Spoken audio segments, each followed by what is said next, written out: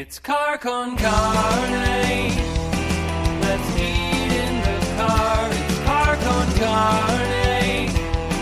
And now here's the star of our show, James Van Alstyne.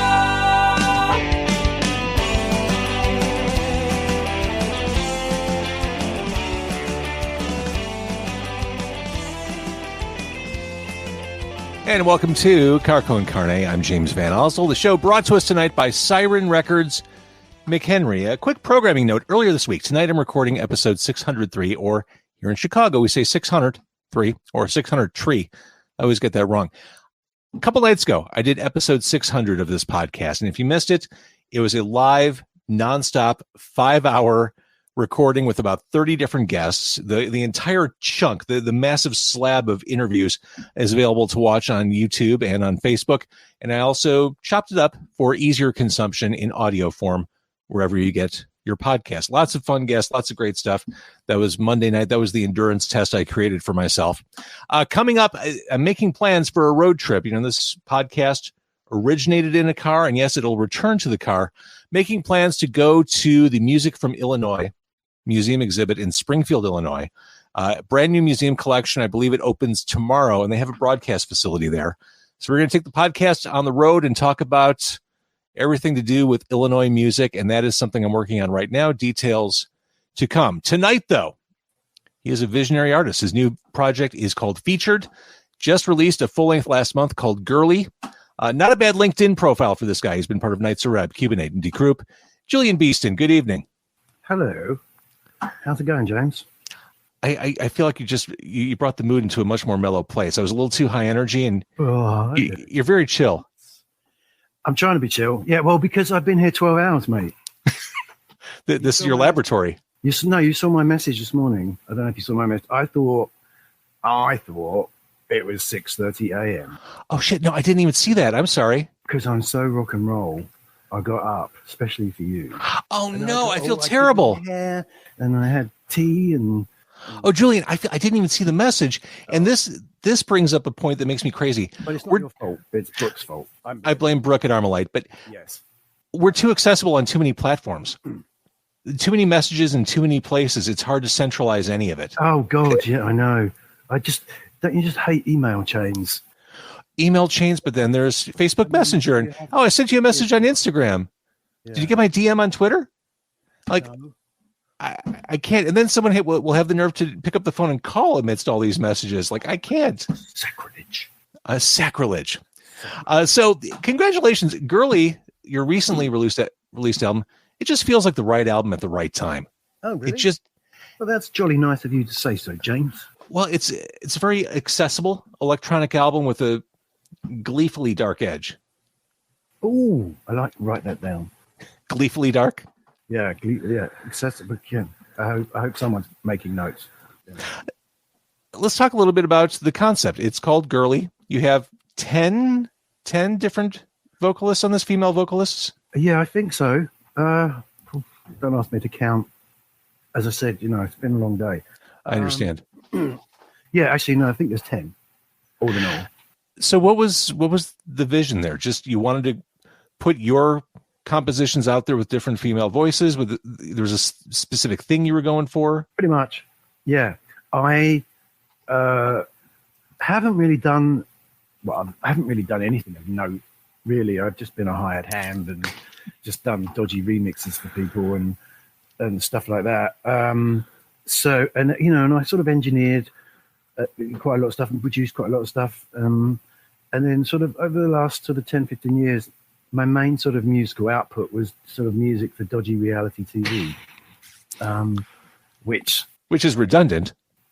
It's redundant, but it pays the bills. So for sure. So about 3 years ago, I said, right, I'm going to take some of these songs and I'm going to do them. So I did, and it took me. I sort of sat on my ass for a little while and just sort of went round and round. And then I just went, sort of 2019, I went sort of full speed ahead. And, there's some old songs and then some new songs. And, there's a whole nother album coming actually probably later on in the year of songs I couldn't fit on and other songs that I've written because obviously we had that thing of the pandemic, so I had a lot of time to sort of fart around with my machines and pretend I was a songwriter. So I decided I wanted to make this album, and I had a sort of certain sound in my head that I didn't want it to all sound the same. So if you've listened to the Girly album, you know that there's some sort of quite poppy songs, and there's there's a couple of sort of soppy songs too, but and then there's a couple of songs that sort of slam you over the head. Mm-hmm. But I wanted to do it because I like female vocals with good female vocalists, and that was a whole journey unto itself, trying to find decent singers. By the way, you were such an artist who's done interviews before. There was an almost jaded tone if you've listened to the album, because most interviewers don't. They don't even fucking bother. No, well, I know, Well, don't bother, kids. I'll tell you all about it now. There you go. So and then I stumbled across some really good singers, and then I had some not bad experiences, but there's a lot of crap out there, isn't there, James? I mean, indeed. Oh my God, I didn't know until I started this quest how bad the music scene was, and how bad some singers are. Well, there's a lot of bad stuff out there, Julian, but there's great stuff too, and you just got to know where to look, and it gets harder and harder to figure that out. But you found it. I mean, some of these aren't household names. I couldn't be happier. These are not household names on your album doing the vocals, but I heard some of these voices, and I mean, even something like Horizon, you have Andrea Kerr doing the voice on that. Her voice hovers right above the mix there. I mean, this to me, I wish Garbage still made music like this, that sounded like this. Like this sounds like all the 90s stuff that was just printing money back in the day. Right. Damn, why didn't I do this 20 years ago? Well, better late than never, Julian.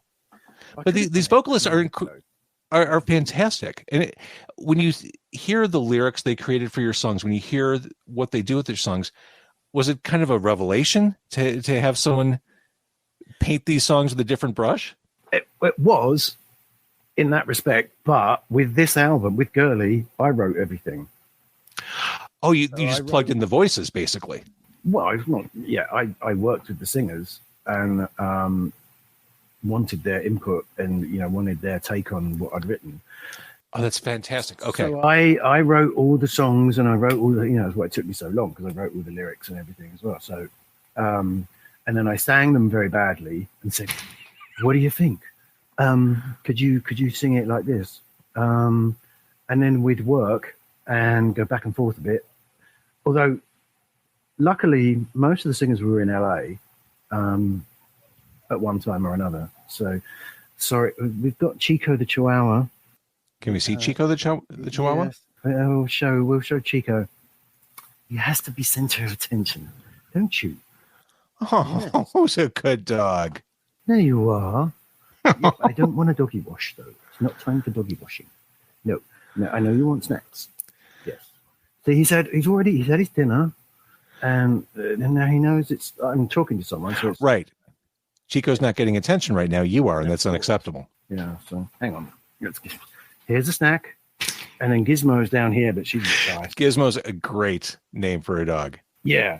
Well, they're both rescues, and I was going to rescue Gizmo and her sister, and I was going to get Gizmo and Gadget, but Gadget got taken by somebody else by the time I'd gone back, so it was just Gizmo. All right, now that we're clear on where the lyrics are coming from, well, they're coming from the dogs. They're coming from the dogs, clearly. Actually, there's a couple of songs about dogs on the album. Get out, really? Yeah, Shelter is about dogs. Shelter is about shelter dogs.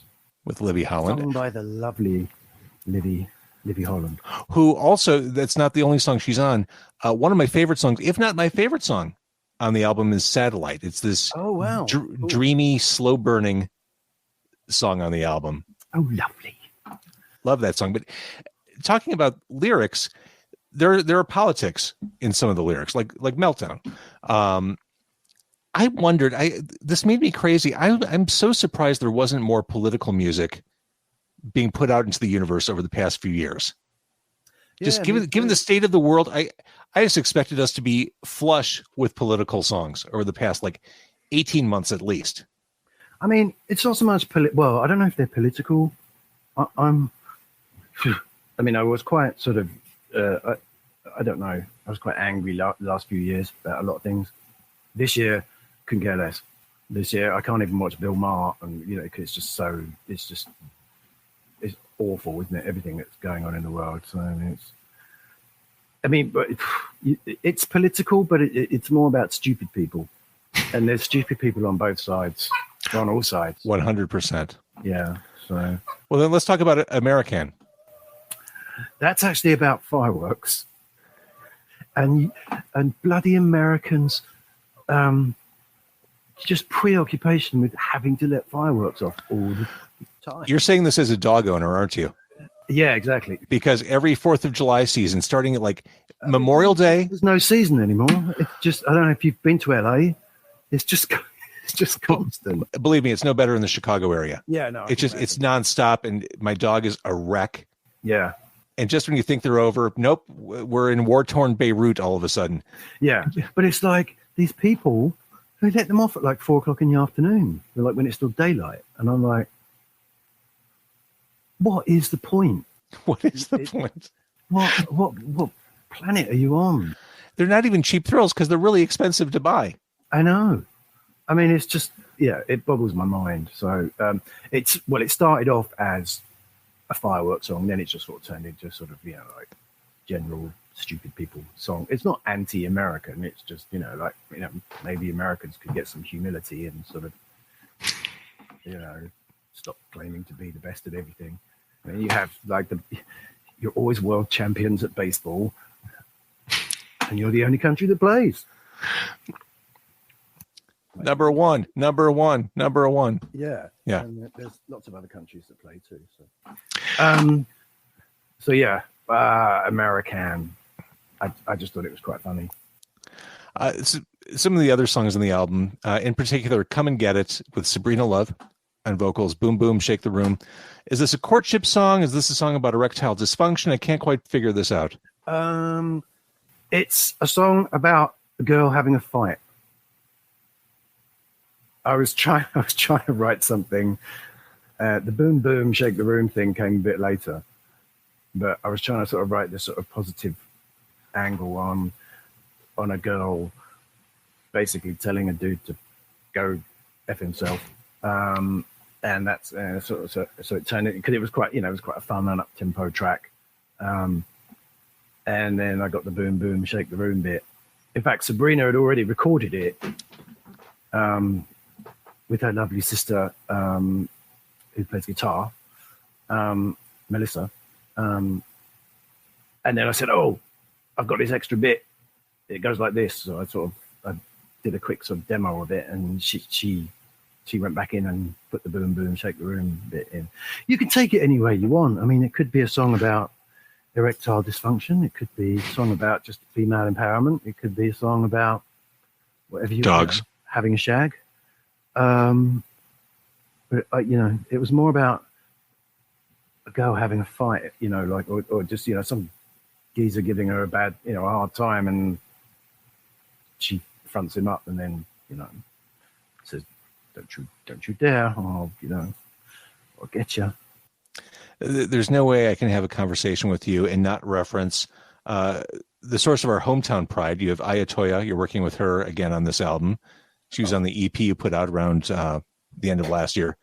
She's a dynamo. She's fantastic. She's just simply brilliant.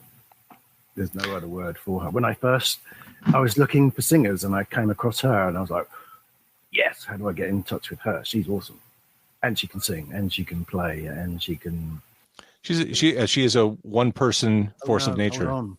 We may have lost some batteries or something. I'm not quite sure what's going on here. Hold on. Hold on. We had to go to Plan B. It is Carcon Carne, my guest tonight, Julian Beeston, working on Plan B. Featured is the new project. You can listen to it on featured.bandcamp.com. Oh, there you go. Are you back? I'm here. Excellent. Sorry, my batteries ran out. I'm so professional. You know what? 13 months into the pandemic, we've seen every possible thing break bad in a video chat. This is just, it's another day at the office. Well, thank you. But back to Anya. Yes, I mean, she's just fantastic, and she deserves so much more than where she is right now. And I hope big things are going to happen for her. And I hope that she's going to be singing some more stuff with me. So that's good. I hope so too. Yeah. And you know, I hopefully we're going to be sort of co-writing some stuff too, because I can't go through another album where I've written everything and written all the lyrics. And I just can't do that anymore. I love Hysteria. Opening with a big groove. You said that there's a little bit of something on here for everyone. I mean, this has a big danceable groove to it. I thought that was a great introduction to the album. Oh, good, because I was pondering what to put first, really. I didn't really know. Because sequencing an album, I think, is a lost art. Yeah. Because we live in an a la carte world where people just do singles at a time. I think there's not as much attention paid to where everything falls in line. I was trying to break it up, and I was trying to break up the singers, trying to make it go, up and down, light and shade. And then I gave up and said to Brooke and Giles, could you have a listen and just tell me what you think, what should go for? And that was their decision, actually. That was good. Well, great flow. Good. And especially, again, I'll bring up Satellite, this dreamy song, and then it goes right into Somewhere Else, where the guitars definitely make themselves felt.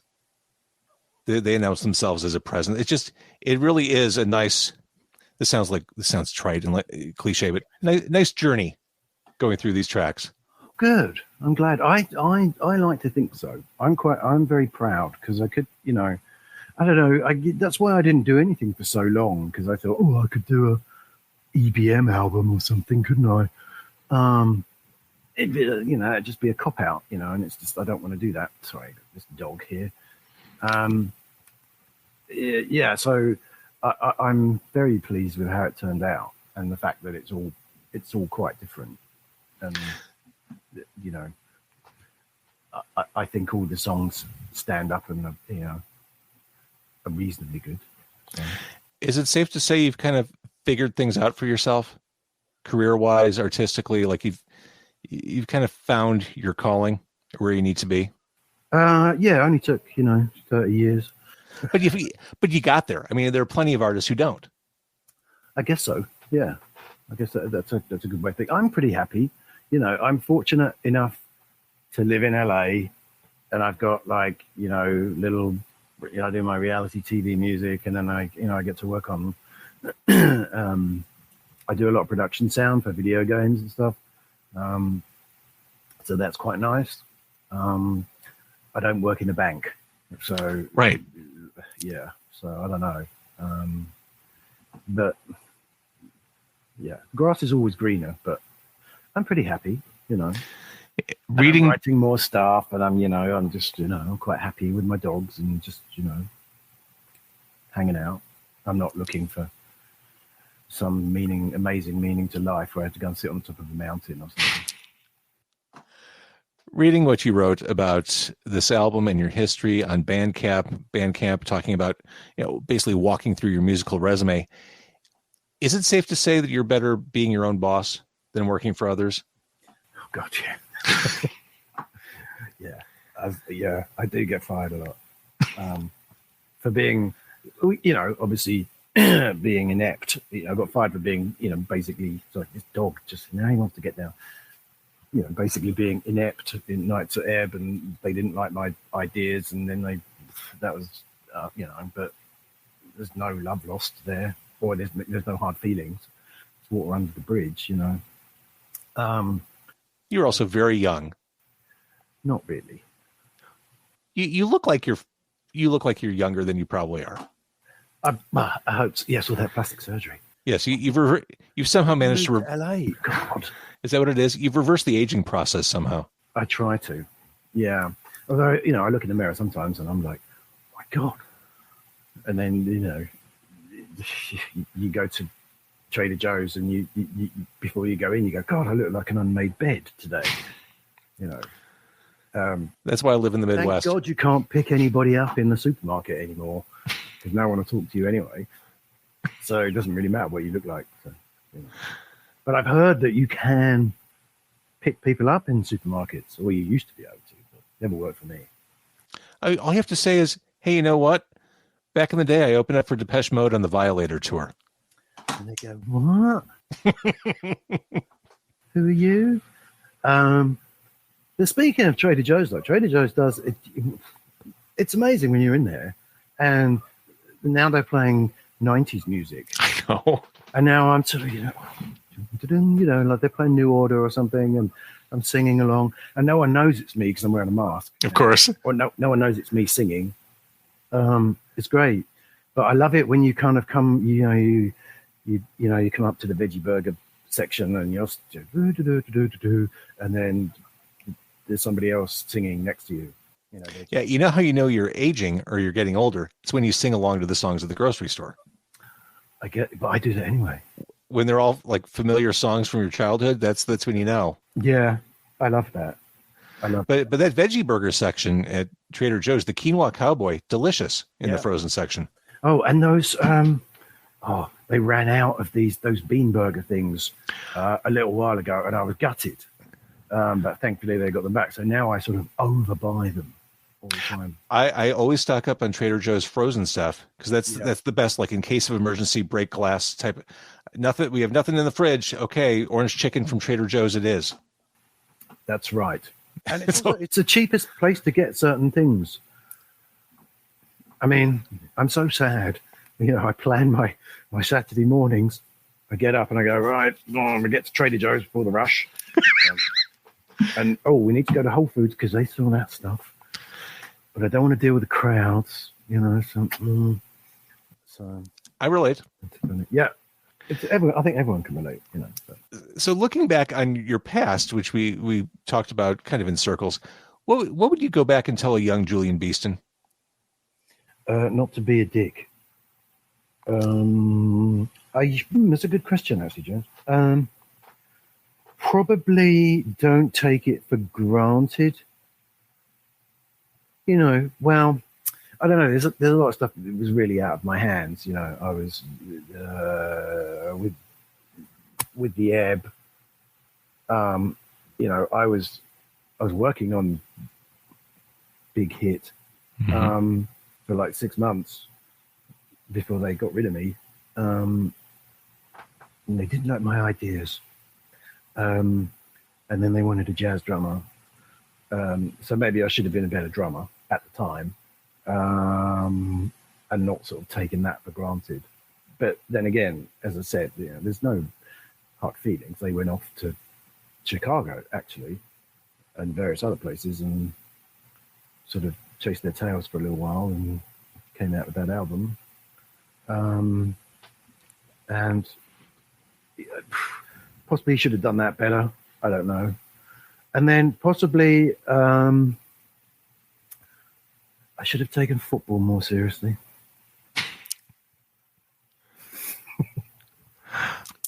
I should have not discovered girls and drinking at 16 instead of, and carried on with football. Because who knows, I could have been David Beckham. You could have. I honestly, Julian, I appreciate what you're saying.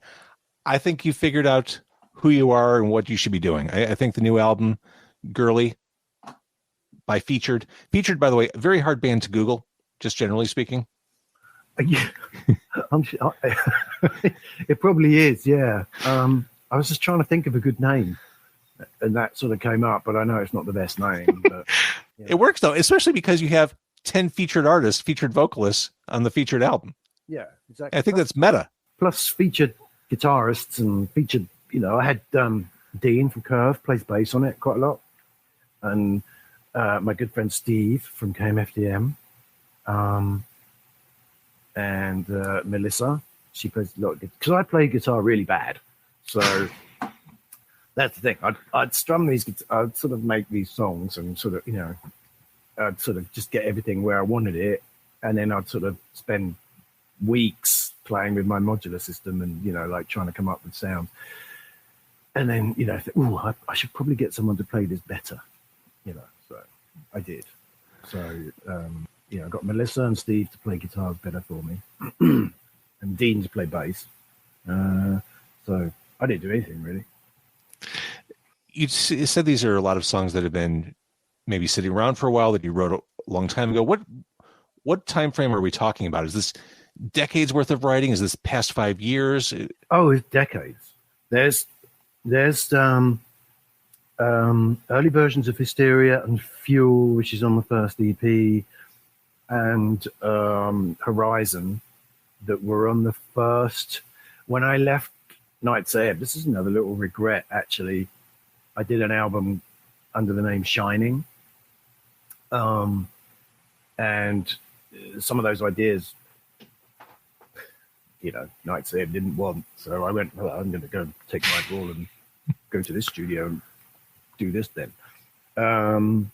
So I did an album, and what I should, and I was like, well, it's going to be me, it's going to be mine, and I've got a singer, and I should have just said, got a producer, and just sort of produce. Could have